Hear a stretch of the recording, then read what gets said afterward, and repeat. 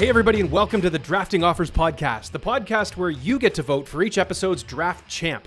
We're realtors from Southern Ontario, but this is not another real estate podcast. Make sure to subscribe to our YouTube channel, catch every episode on Spotify or wherever you get your podcasts, and follow us on social at the Drafting Offers Podcast. Here are your hosts, Brad Warner, Scott Morgan, and John Fielding. Welcome to the Drafting Offers Podcast, everybody. Back for another week. John, Brad, Scott with you here as usual. It's a gloomy day outside, but it's nice and rosy and sunny in here. As per usual, because we all are smiling. Those of you without the video portion, you'll just have to imagine us smiling and looking fun. Yeah, so how's the last couple of weeks been for you guys? For those that don't know, we record this the week before and it is cold and gloomy, but right now it is supposed to be very nice and double-digit degrees, which is also, if you're not watching, why I'm wearing the Tiger Goat Waggle golf hat, because it's Masters Week. I know John is a diehard golf fan, so this is a big week for him. Tiger says he's playing, but I know this is a big time for Brad and I. So, Brad, are you excited? Did you see what Tiger said that he gives up? He's going to be giving up prior to the Masters, or during the Masters anyways. What did Tiger say he's giving up during the Masters? Or yeah, the Masters? Tiger's giving up on love. Like smoking? No, love making. Giving up on making love. making love. So love. It may have been a problem for him in the past, but I mean, he won when he probably was not giving up love making. I feel like that's when he was in the prime of his career. So it's like Popeye giving up spinach. You just don't do it. Like you need to that power up. So maybe I want to shake Tiger and say, get after it. Be your old self. Yeah. You know, throw out the bat signal. Let's see what happens. While you're hanging on to him, while you're rigging his neck and tell him to get his act together, can you just ask him if the rumors about him in Happy Gilmore 2 are true? Because apparently I heard a rumor that Tiger Woods is going to be in Happy Gilmore 2 as Chubbs' son or something. Like there's some kind of a connection. I have not heard this. This is just music to my ears. I'm a Tiger guy, but I'm course. saying, Tiger, you are not going to be good in this movie. He is a weird dude. Like he doesn't. If you ever see him off of the golf course, he doesn't know how to dress. No, he's a terrible actor. He's just very boring. He's like he's like oatmeal. He's just kind of like, he just sort of talks at the camera. And he was promoting his new clothing line, Red Sunday or Sunday Red or something like that. I forget what it's called. But yeah, he's kind of promoting that, and he was just like sort of standing. Yeah. If you want to see him act, go back and watch that press conference of when he apologized for being a sex addict. That's unfiltered Tiger Woods. Yeah, you know he's wearing a hat in this movie too the entire time. Yeah. Oh yeah. Okay, so I'm saying for those that care, I'm saying Joaquin Niemann as the Masters champion this year, or possibly Brooks Koepka. Those are my picks. Yeah, I'm always high on Brooks, especially after last year. I'll take Xander Schauffele because he's always buzzing around and he's just due. But here's the thing about Xander Schauffele.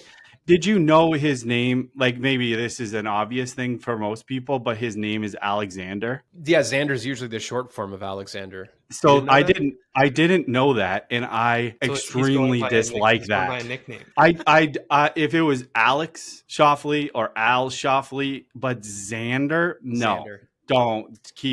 Get that out of here. So I don't like the second half. Okay. Well, no. I don't know if I'm breaking this to you, if this is breaking news for you, Brad, but did you know Tiger Woods' name is actually not Tiger? It's Eldrick. Yeah, that's fine. That's fine. Of course I knew that. Is this blowing your mind? No. But I didn't know Xander was short for Alexander. I didn't know. I honestly it never clicked because maybe just because I hate it. Yeah, so. Xander kind of strikes me as a guy who's going to say, "Did you know who my dad is?" Like that kind of person with the collar walking up to the bouncer. Yeah. No, I'm still he's one of my two picks. John, do you know any golfers? Name one that's not Tiger Woods. John Daly. John Daly, not in it. Give us not us in one it. guy. Oh, I don't know. Give us one guy. Somebody who's in the I don't even know what the tournament's called. The Masters. The Masters. At Augusta. God. Michelle Wie? No, you can give us one guy. You know one guy. Mike Weir? No. He's not playing? Is he hurt? No, I think he's done. I think his time. No, his exemption's done. I think so. I think but let's say maybe an Irish guy, John. Mac. Northern Ireland. Northern Ireland? Tiny little guy, kind of. McElroy. Matt Roar. Rory McIlroy. Yeah. John's on the McElroy train. I've never seen someone struggle to say Rory McIlroy. To name one golfer. Okay. Fun. Well, congrats to Scott. Did Scott win the beer draft? I'm assuming. Probably. Yeah. Yeah. I assume so. We'd have a bit more of a shot, but I think it was a pretty close one. It wasn't like a blowout, was it? 69%, which feels like a little bit of a blowout, but that's nice. Well, yeah, nice. There's 3 people. Nice. So 69, 19, and 12. Brad had 4 votes. One of them was himself. One was me. You know what? I went true to my heart, and I feel like I got squeezed a little bit because the first line of the graphic was the draft beer that I went with, a draft beer that no one probably even heard of before in the Merchant Ale House. So I feel like I got kind of, people don't sink in or take in the full board. Is that what you're saying? I think if the first reaction is the most important thing. It's like real estate. When you first walk into the house, most important thing, and you put on that first line. So my fifth pick is that first. So if we're being honest, I think John won the ability to pick and chose first. So my logic was that Guinness, who he chose first overall, should be in that first slot. That was all. Maybe just don't throw horrible picks out, and you will have a much better chance. Okay. All right.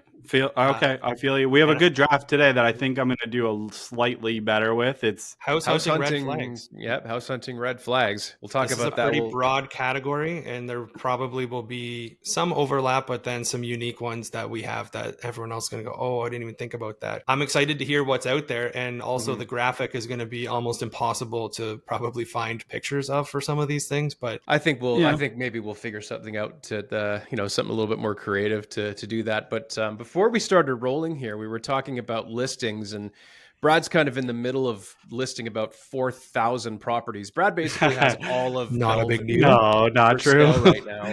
And so he's running all over the place, putting signs up and kind of doing it all. And we were sort of chirping him and saying, why don't you get a sign guy? Like, why don't you get somebody to go and put the sign up? You pay them and they put the thing in the ground and all that kind of stuff. And then that kind of led me to think about other service providers that we use, other things, photographers and our social media people. A lot of us do our own, but there's people that kind of make a business out of this, and real estate marketing is such a big thing. What would be like, we were talking a little bit about photography and when you've got a vacant land listing or something that's maybe not a traditional house on a piece of property, how do you go about marketing that, and what kind of photos and what kind of description would you put onto that? And we started talking about drones and Google and things like that. So I don't know, just kind of curious to see what you guys would do for something like that. I'm curious too. Yeah. And part of the reason it's came up is this is just an extra complication. And sometimes when a new listing is coming in is you need to get these drone photos done. But guess what?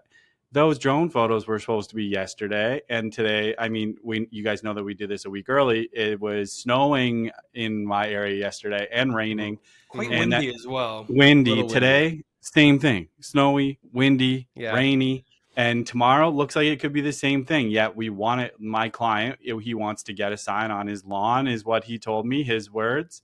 And I'm like, okay, well, I can't get drone photos. So we're not going to be able to do that till the weekend. And obviously, eventually I'll upload it. But I don't know. Is it important? Like for a vacant land, is it just important just to have a Google map of the area and maybe one photo from the road? You know what I mean? Like, what do you guys think about that? I would kind of show off the key pick. There's some things about the land. If it's just literally a vacant piece of land, I mean, you can kind of show off a couple of little things, the borders and, maybe if there's fencing or if there's any utilities or anything like that would be a good thing to photograph.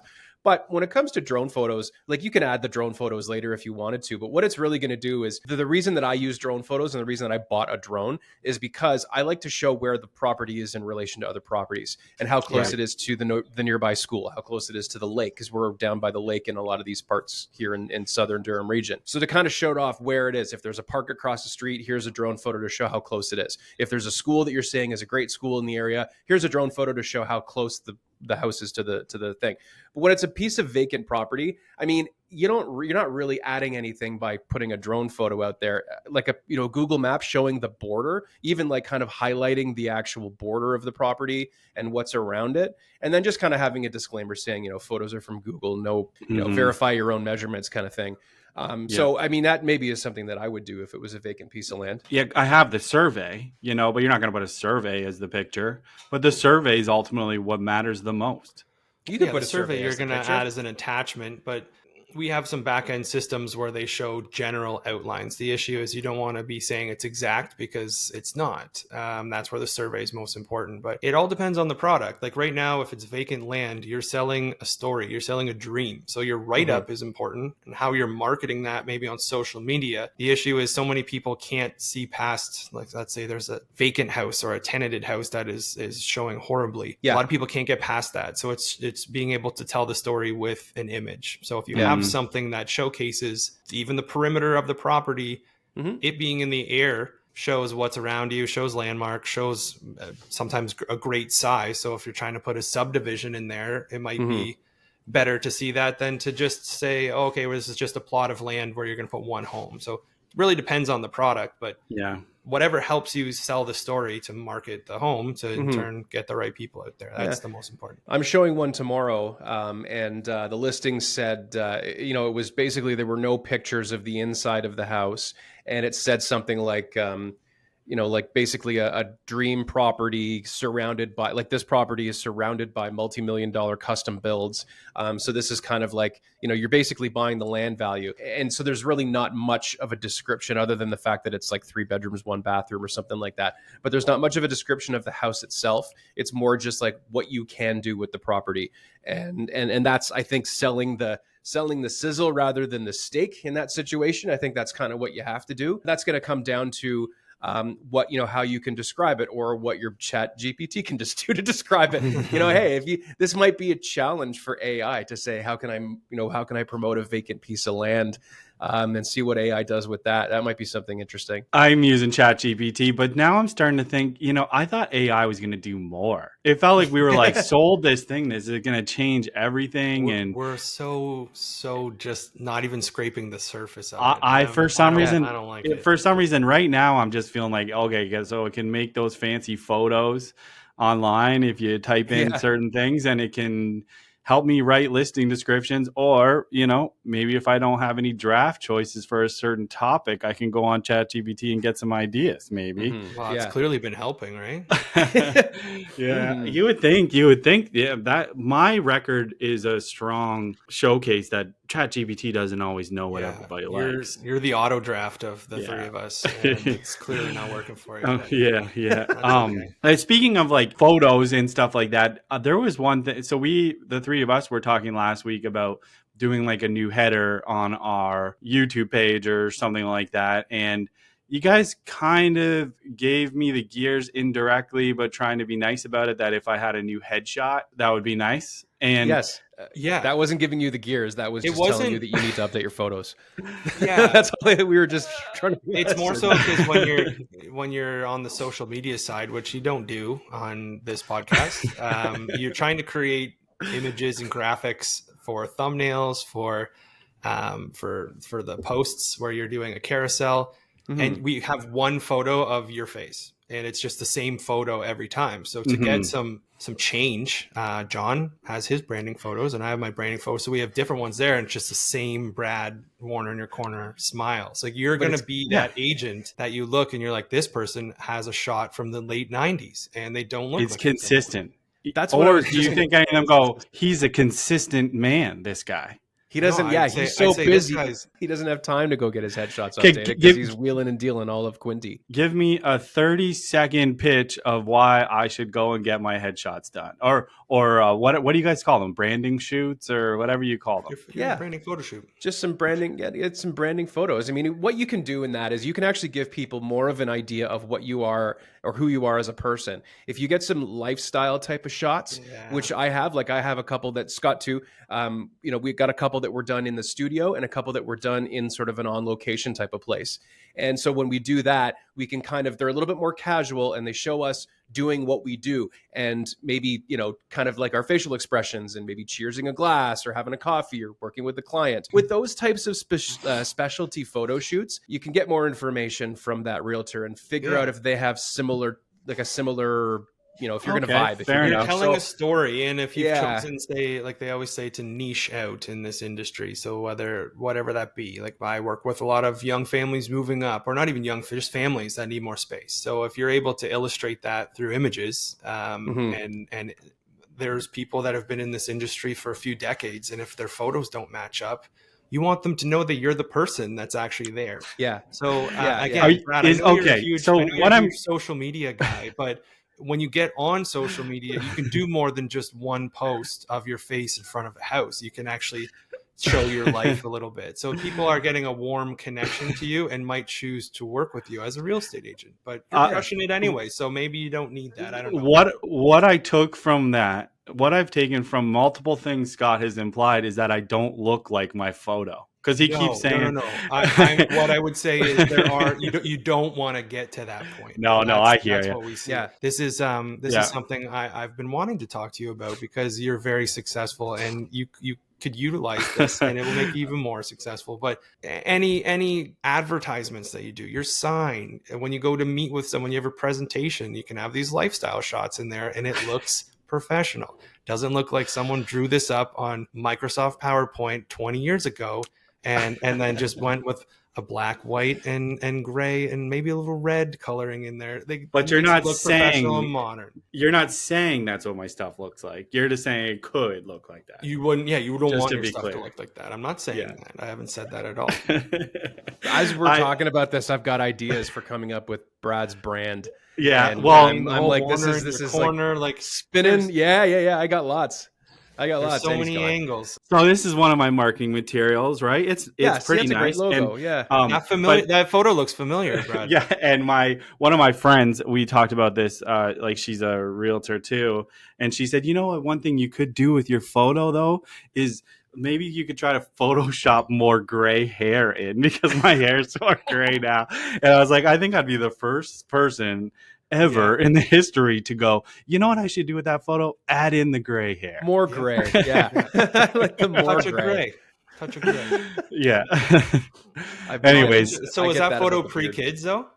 Yeah. Yes. Because I've noticed a lot more gray in my beard and hair since kid has entered life, and we're a few weeks out from, not even months, few weeks out from baby number 2. So I feel as though I'm either going to have less hair this time next year, or it will not be the same color. I definitely have gotten a lot more gray. I mean, so my life with children only started a couple of short years ago. So you guys have a lot more experience than I do, but I've had a lot more here. A guy actually came up to me in the Tim Hortons line and was like, "You look like Hulk Hogan with that thing," or whatever, because of like, the big, you know what I mean? The handlebar, yeah. So he's like, it's almost like a handlebar. And there's a guy at my gym that has just a mustache that goes right down here, and I think he always kind of gives me the "how you doing" sort of thing, and I'm like, is it because of this?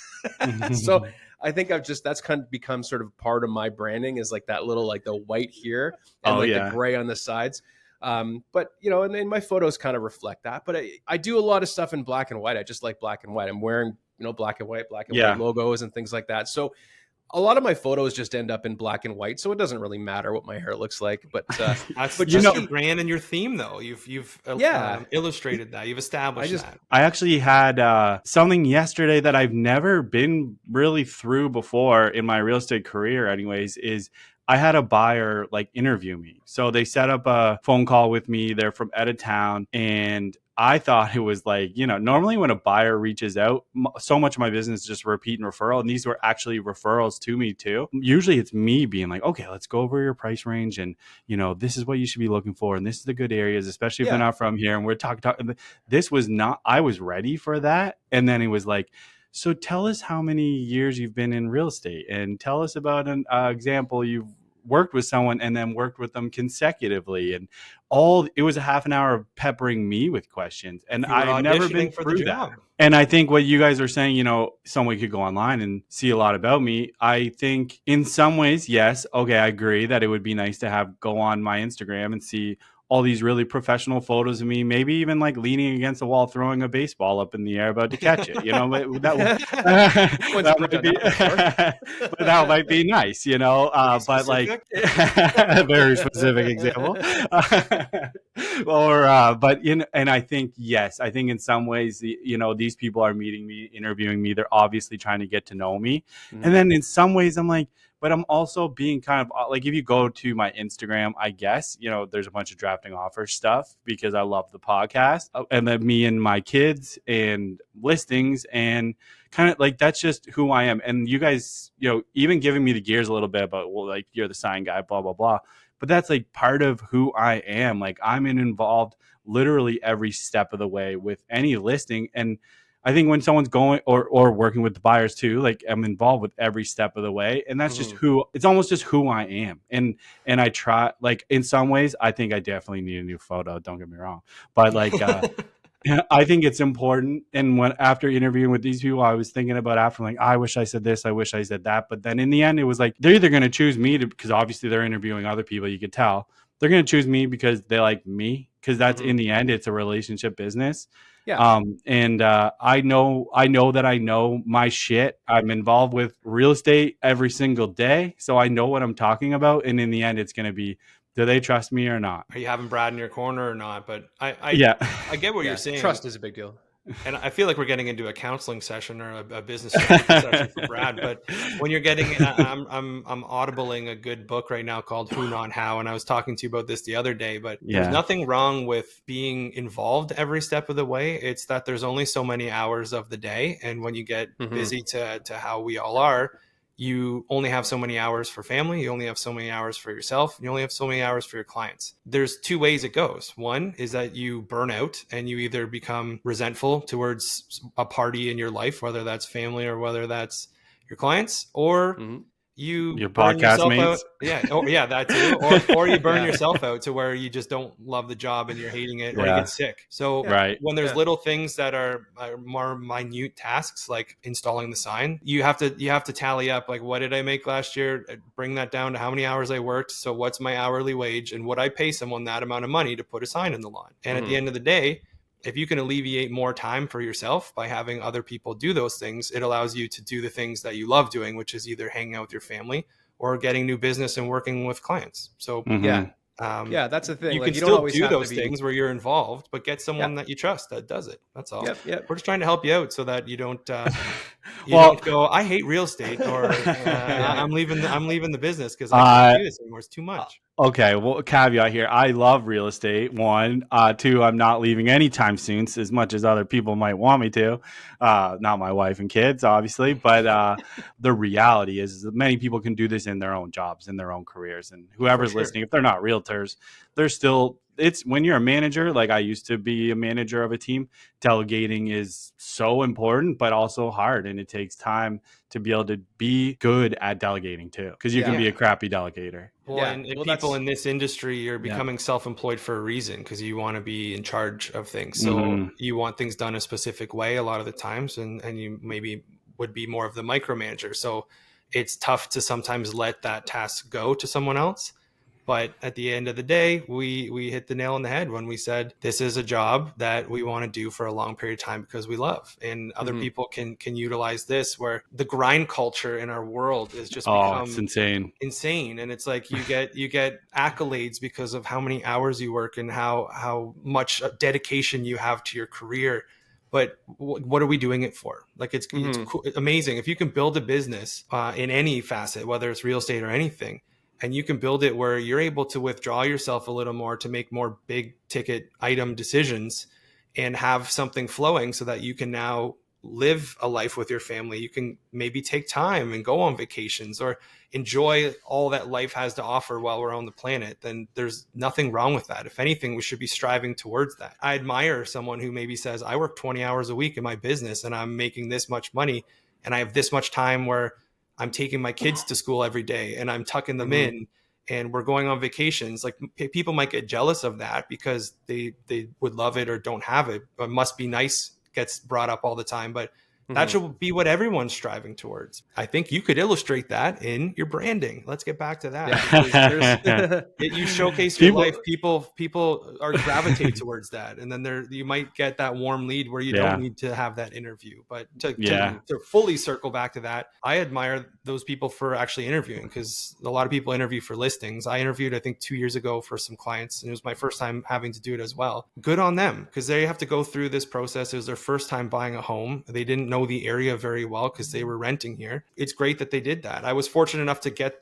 those clients, and I still keep in touch with them to this day. They're great people, but I would rather have that connection of what they're looking for, asking out of me what they need, and tell them how I do business, so that if they do select me, things go well. And if I get an interview works both ways. If you're getting vibes of people, and this kind of works in with the house hunting red flags that we're about to draft today, but if you're getting red flags either way, sometimes we don't want to work with those clients, and it's the I'd rather turn you down than let you down scenario. But that's my segue to our amazing draft that we have planned, which is this week's draft is house hunting red flags. So this is a bit of a broad category in the sense that it could be things with a house, could be things with the situation of the listing and the listing agent, and it could be things about clients. So we're kind of peeling the veil back a bit on some things that we maybe encounter. We're not trying to make any of our existing clients feel bad if they've done this. It could just be a funny joke. I'm realizing after speaking with a lot of people, most listen through Spotify and Apple Podcast.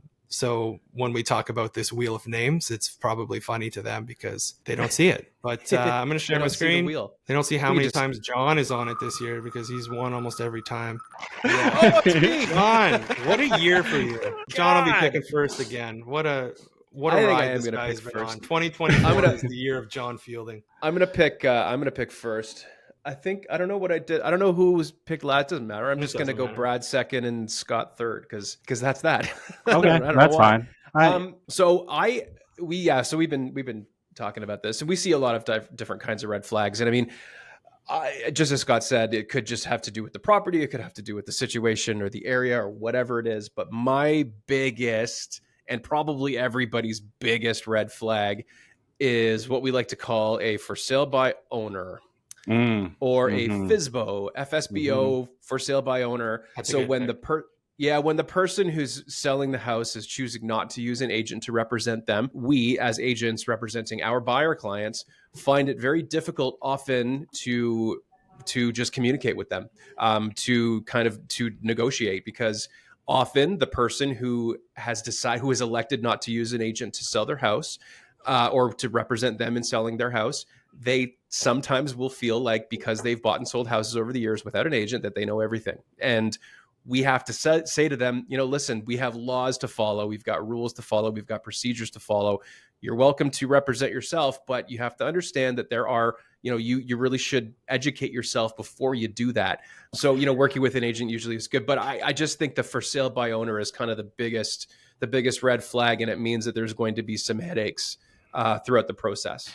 I'm going to go devil's advocate here. So Scott, do you have something positive to say about that one before I go the opposite end here? The only thing I would say, so the FSBO, I think I know where Brad's going to go. I won't touch on that, but me too. I know there's going to be some. I agree with John, because we go about our day to day. There's a process of how we do things, and the person on the other end has done their job vetting things and done things correctly, and how we're trained in our schooling to do it. Where everyone has their right to list their own property, and Brad's going to probably hit on why you shouldn't do that, but it just makes things like it's just 10 times the work. You're having to now hold their hand a lot of the time in order to get them to the finish line to get that job done. So in terms of a red flag, it's just, this could be a huge hassle for nothing if they don't do things correctly or they change their, whatever it is. But I want to hear what Brad has to say about his devil's advocate side. Well, sometimes, you look back and look over your past deals. And if I look back at the ones that I've done with FSBO, like for sale by owners, some of the best deals that my buyers have gotten are with those for sale by owners, because they're not as involved. And then when you get into negotiations with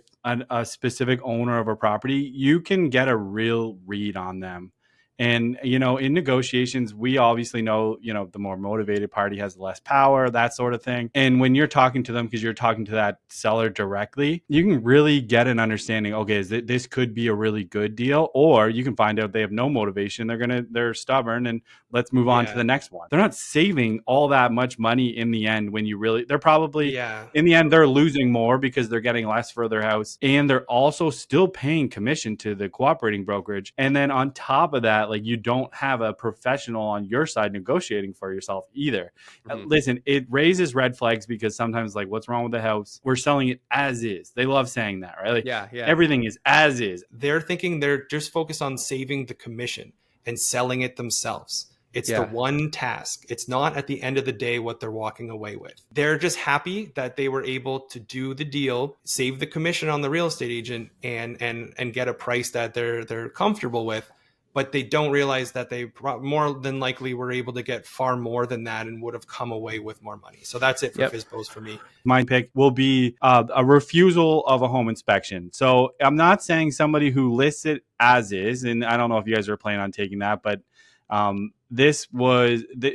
listing it as is fine. But if you're refusing our home inspection, even if a property, and this is sometimes misconstrued, so even if it is listed as is, so if it's an estate sale or a power of sale, those are as is. Like, I have a power sale right now. That is absolutely as is, but that doesn't mean someone can't do a home inspection on it. Those are not hand in hand, and people think that. You don't have to go and do a home inspection. And it's also not going to, like, the deal is not necessarily contingent on a good home inspection, right? It's contingent on the inspection happening. It's not contingent on the result of the home inspection. So a home inspection isn't always going to blow up a deal. It's just going to give the buyer a bit more information on what they're getting into, what's behind the walls and things like that. So, there's a lot of really good things about a home inspection, but a refusal of a home inspection is, especially if you're the only offer. If you're the only offer coming in, you have a home inspection condition, and they're like, no, you got to get rid of that. Well, what are you hiding? Exactly. Show me the bodies. Like, what are you hiding? Cool. All right. So we got FSBO, we got won't expect home inspection. I'm going to say for my first one, just complete unwillingness to sign or discuss a buyer representation agreement. The only reason I'd say red flag with that is, one, right away with our new TRESA laws, we're supposed to be explaining relationships of real estate agents and what we do and what their options are.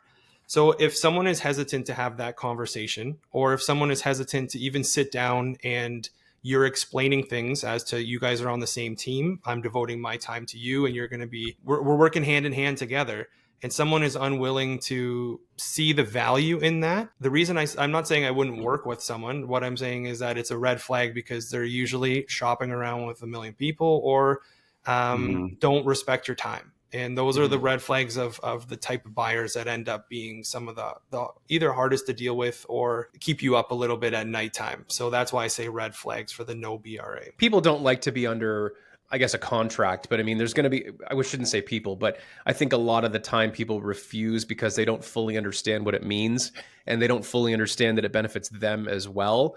I think people are just a little bit hesitant to sign because they've heard stories in the past of, agents that are shady or just not very good, and refusing to be released from that representation agreement when the agent has done something, but untoward. That's why you do the homework. That's why you have the interview like Brad had. That's why who you're working with. You don't just go to the listing agent or any person, because in any industry like ours, there's good and there's bad. So do your homework. So if you're doing your homework and you're comfortable with who's representing you, and you're using their time and they're taking your time, you should be in it together. That's my opinion. Yep. But I'm going to follow that up with either unwillingness or just not getting pre-approved before shopping. So you want to go out running around looking at houses and you haven't even properly done the homework to see if you can buy a house. So house shopping before pre-approval. Yeah, I mean, getting an like, I'm not showing people houses unless I know that they can pay for them. Right. I mean, I'm not taking buyers out unless I have a pre-approval with them, because I will insist that the first step before we look at houses is to talk to their bank, or wherever they're getting their money. Like, the money aspect is to make sure that you can afford it. Like, you don't go into a mall and go into a shoe store and try on a pair of shoes and say, wow, this is a perfect fitting shoe. Oh, well, I don't have any money to pay for it. My point is, you wouldn't go shoe shopping without money to pay for the shoes. So why are you looking at a house sure. without knowing that you can afford to pay for the house? Just again, kind of like it comes seems down obvious. to being on the same page. And if someone's gone online and filled out a very basic, this is what my income is and this is what I can be pre-approved for based on ratios, they're not putting in their debt. They're not realizing that their ratios are actually much lower, or just different factors regarding different products and regarding certain jobs, whether you're on contract. Like there's so many factors. So to just go and assume, oh, this is what I make, this is what I can buy, it's a red flag if you're not willing to listen to the person who does this every day and is saying this is the best scenario. So exactly, that's why I put that in there. In this, no one's going to take this, but it goes along the lines like if they, they have to sell their house to buy a house, and they're wanting to look at places before they're even willing to have you come over and price their house, red flags, because it goes along the same way as pre-approval, right? So that's an expectation. Like they're going to be wasting your time. Like that's and their own time. Like it's their own time. Yeah, their own time and the seller's time. Yeah. So Brad, all right. Okay. So I'm going to go with so if you're out shopping at houses, if has been a frequent turnover in ownership in that house, that is a red flag to me. Big one. Good one. Yeah. Didn't even think about that one. That is a really good one. When you look at the Thank history, you, John. You're like, why is this house? Yeah, exactly. Why has it been on the market every year for the last 9 years? Yeah. Right? Why do they keep selling it? They keep selling it. It keeps selling, exactly. Because it's haunted. That's exactly what I was going to say. Because it's haunted. Because they're just like, it's a movie. It's a horror movie, right? The family moves in, they get haunted out of it. And then the next family moves in, they get haunted out of it. And that's rinse and repeat. Is that haunting ghosts or is that haunting black mold? We don't know. Again, this is one that I didn't think of. And hearing that, you're like, oh, yeah, that was a good one. That is a really good one. And a lot of people wouldn't think to even look there. And a lot of that information historically has only been available to realtors. A lot of that information now is available to anybody who has a House Sigma account, basically. It's so got you everything. You can kind of see all those things. I'm going to go in a similar direction, but one of the biggest red flags for me is when the listing has no pictures, or at least no pictures of the inside of the house. So we just discussed that with the whole, do I need to put pictures on if I'm selling land? That would obviously be a red flag for some people. Could be. I mean, if it's a piece of land with really nothing on it, I mean, there should at least be some kind of a picture. But so if you see a picture of a house and there's no interiors, it's just an exterior, what is your first knee-jerk? I'll tell you after what mine is, but what's your first knee-jerk reaction? Well, I'm seeing one tomorrow, and tomorrow morning I've got a showing set up, and it's at a place that only has exterior photos, and I believe my first reaction was it's uninhabitable, or it's it's to the point where they're going to scare people away by showing the inside of this house. There's homes that are fixer-uppers and you can sell as a fixer-upper, and if you haven't even put a photo of that up, that shows like this is going to be a dog and pony show, is what I would say. Or if it's one where they've literally just rushed to get the listing up and have an exterior photo that they maybe took themselves and are waiting on photos, sure, there's scenarios where just with timing and rushing that might happen, but odds are it's usually an agent that is, I don't want to say newer, but like isn't doing a ton of business or doesn't see the value in properly listing and marketing a home. So the red flag might be who's on the other end of that listing, and maybe they're not as strong an agent to deal with. So that would maybe be a red flag as well. My first reaction usually is, okay, that you look for around here, you just look at the phone number and realize that's most likely not going to be a local area code on that sign, and it's going to be an out-of-town realtor who's probably giving a big discount to the person the seller, like whoever the realtor is going to be a discount realtor. That's like my first thing. But I guess what my immediate thing would go to, that's honestly my first reaction was like, there's probably tenants in there and they don't want to have the tenants' photos online. Yeah, but that would be a quick thought, and then you can look and say for the ownership, you can go, oh, there's a tenant in there, that makes sense. But if there's no tenant, then you're going, this is like what John if it's said. vacant. Or if it's an owner, but if it's vacant, then that's the thing. If it says specifically owner, if it says vacant and there's no picture, so that's That's where I'm going with that. I like it. Good pick, John. You got another one here to start the third round. Third round, my first pick is going to be when you show up and there's a ton of security cameras around for some reason. Mm-hmm. The security, yeah. I mean, there's a difference between having like a Ring doorbell camera and having 9 cameras pointing to every square inch of the front of your house. What that says to me is that there is something illegal going on either inside or outside or both. And the outside illegal activity could be a high crime rate in the area. The inside could be something being produced there or done there that is very illegal, and they need some surveillance. So yeah, lots of security cameras covering every square inch is a massive red flag for me. I've been in properties with like the big surveillance where it's in like they have the TVs of all the screens of all the surveillance in the house, so you can see like everyone. And these, for what it's worth, are always, when I've been in them, are always very rural properties. Oh yeah, and which adds like an extra little like, ooh, this is kind of creepy element to it. I was in a house. I was showing a client a house, and we were watching the owners watching us on camera while we were walking through the house, and that's a little bit unnerving, but I mean, having all of the cameras on Big Brother, kind of, like you feel like you can't talk, you can't say anything. We can't even we're going to discuss this outside. I think all the cameras is kind of a big thing. It just says, what am I missing here? Okay, I'm going to go with unusual odors. Like it smells like gasoline. Well, it could be anything that you're not used to, I guess, right? I mean, unusual can be smoke. It could be pet urine. It could be lots of different things. Teenage BO. It could be anything odd. Anything. When you walk in and you go, it smells odd. Yeah. Including, but not limited to, an overabundance of Febreze. Oh, see, like when you walk into and you've got the Glade plugins everywhere. Mm-hmm. You're kind of like, do you want the odor? Or do you want the overabundance of Febreze? Well, that's all the same thing because they're all unusual. Well, I mean, it's what if it's unexpected smells? Unexpected or unusual. 14 things in one small graphic.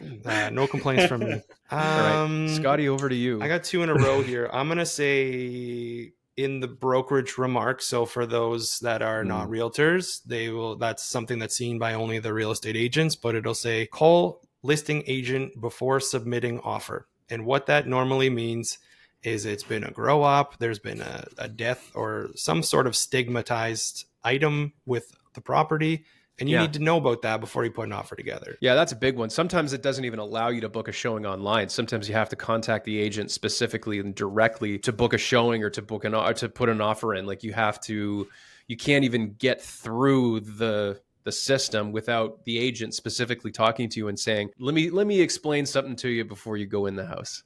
Because we got something that might change your opinion here.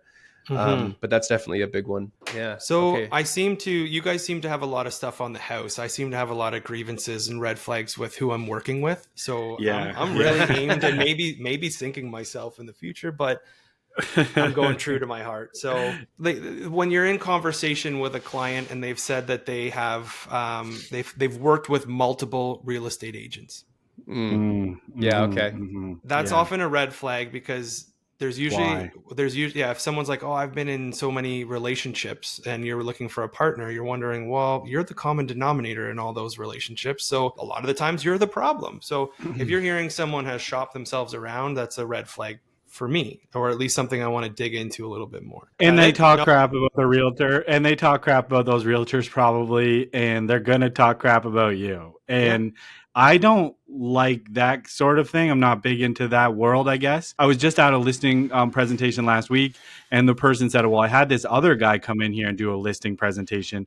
And he told me the last time I listed my house, because this house was listed a year ago, a little bit overpriced.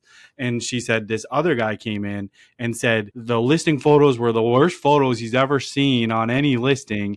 And the listing description was bad. And he was just kind of like digging at that realtor that had it listed before. She told me about this guy coming, and she also said the guy had like a $15,000 budget for marketing. And I was like, whoa, what's the point of listing the house then? But what I told her was like, you got to be careful, because if they're talking crap about him, like what else are they doing? You know, you're not winning anything like that. And like, I would never say anything about that realtor that you used before. Like, it's not If what you're I'm here having- to do. Yeah, if you're having to put down other realtors in order to make yourself look good, you need to focus Crazy. on what you're offering and how you deliver it and what your results are. Because Yeah. it shouldn't be about that. It's like But going it in happens. but it's also the clients will be like, oh yeah, it's almost like my last boyfriend did this or my last girlfriend did that. Yeah. Well, Mhm. like don't like we're having a let's worry about Yeah. us. Yeah, They're live like- in the now. Stop living in the Now. past, man. Yeah.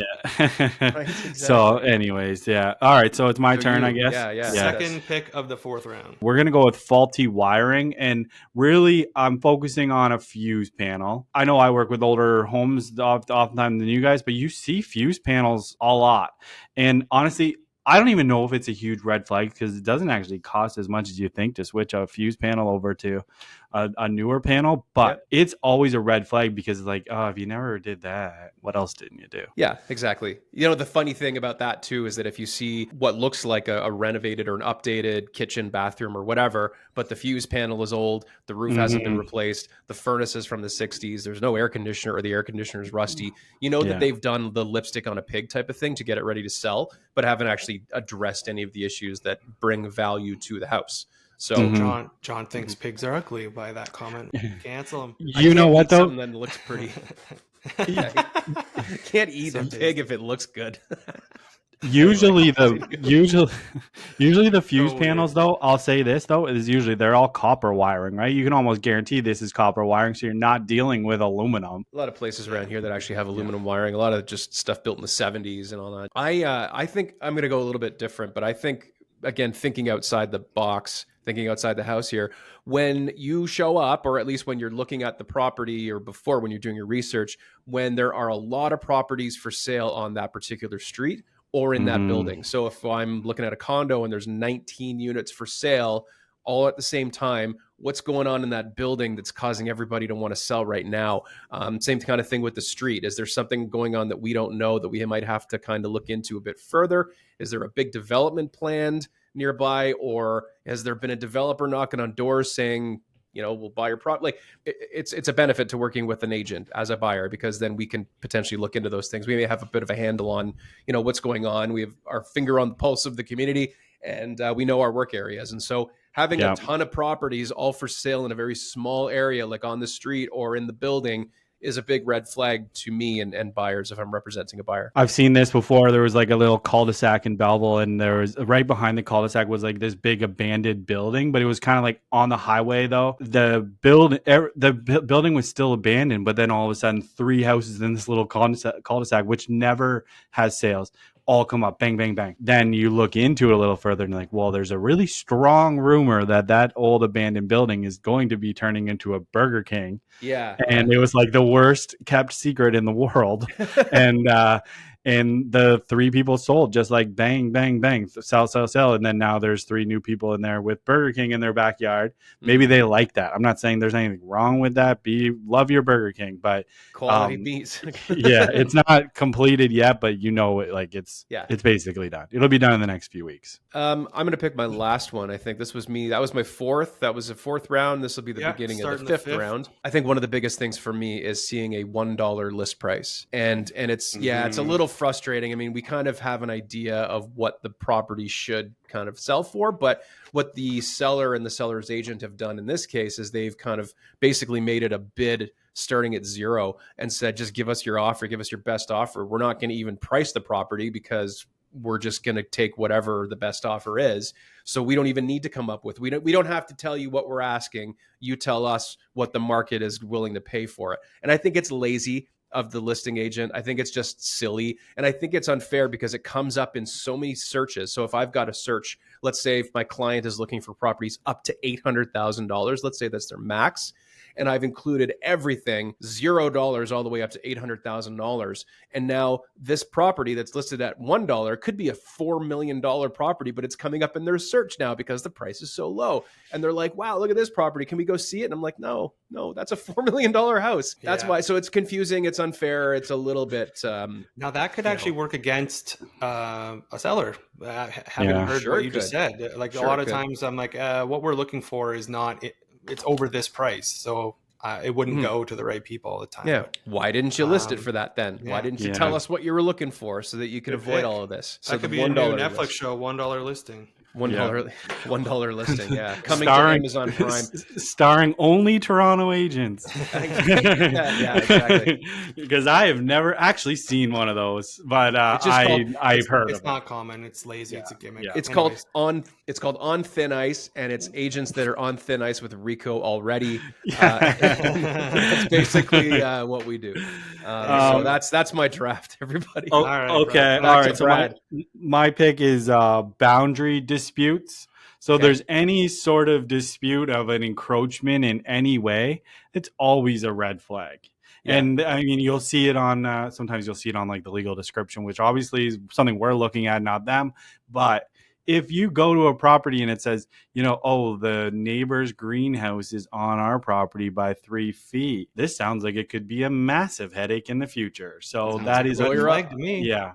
Lawyer up, everybody, because it's going to be a bumpy boundary ride. disputes. I'm going to close this out with a very simple one, and that is humidifiers constantly running. Oh, dehumidifiers. Sorry, dehumidifiers. Dehumidifiers. Yeah, I'm going to pick dehumidifiers constantly running in the basement. We kind of helped him out with that, eh? Yeah, we helped him, but even I know there's a stigma around it, but let's be honest, if you're running your air conditioner all summer, you're also running a dehumidifier all summer too. So I don't know. But if you have one attached to your system, that's one thing. But if you have to put it in the basement and it's in a little plug-in one that's in a room, it's often damp. Like, have you ever seen one that's not? There's a reason for that. Do you guys not have dehumidifiers in your basement? I don't. No. I don't. Interesting. No. Well, I do. Go out I here do. I don't. In Energy Star homes, they're usually not required because, or like if you're in a basement nowadays, it's showing that there's either water or dampness, and they're having to get that out of the air. I would not say I would say my basement's not damp. I don't even have a sump pump in my basement, so I'm not worried about water or anything like that. But I've always had one. I think it's because I'm in an older house too, though. So yeah, it depends on the foundation. Us suburbanites would probably get red flags going through your home, Brad. They do, yeah. Or take it out for the showings. We don't. No, I've heard it lots. Where it's like when you're listing a house and there's one going downstairs. I always say, well, you'd rather be running than not be running, right? But you get that red flag from an agent. Why did they have a dehumidifier downstairs? One in the basement is one thing. 9 of them in your house. 9 of them is very Yeah. different. Okay, so let's read these out. We got John, Fizbos, no pictures on MLS listing, tons of security cameras around, overwhelming amount of listings on a street or building, $1 listings. Brad won't accept home inspection, frequent turnover in the house, unusual orders all around, faulty wiring for the fuse panel, boundary disputes, and then Scott's unwilling to discuss BRA, house shopping before pre-approval, call listing agent prior to offer, having worked with many other realtors, and dehumidifiers constantly running in the basement. So do we want to do the draft room floor? Champagne taste beer budget for shoppers that don't stay within their budget. Always needing someone else's opinion when they're the ones purchasing, whispering around you when you're in the room with them, like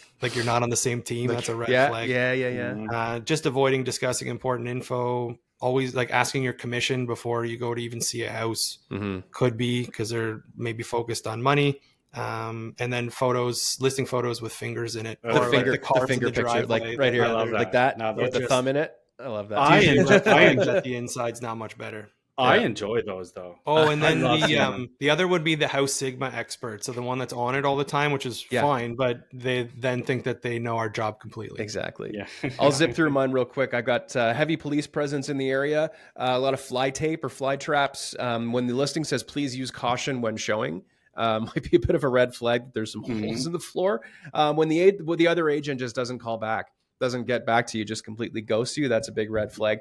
Lots of mistakes on the listing, spelling mistakes or errors, bad measurements, things like that. When all the neighbors are staring at you when you're looking at the house because they're like, is this person going to actually buy this house? Because like, what are the neighbors all staring? What do they know that we don't know? Evidence of broken windows, evidence of potentially drugs, sagging ceilings, smells like bleach. and a lot of unkept properties on the street, and locked doors with no key. So when there's like a mystery door in the house and there's no way to get in there, what's behind that door and why is it locked and why can't I get in there? So that's my floor. I think sure we can to get out, vote. Let us know who you think won, and maybe comment on the post to let us know if we missed any. So thanks, guys. Yeah, absolutely. You've been listening to the Drafting Offers Podcast. Don't forget to follow us on Instagram at the Drafting Offers Podcast and vote for this week's Draft Champ. That's also how you can get directly in touch with us if you have any questions about this week's show. Subscribe to our YouTube channel and catch every episode on Spotify.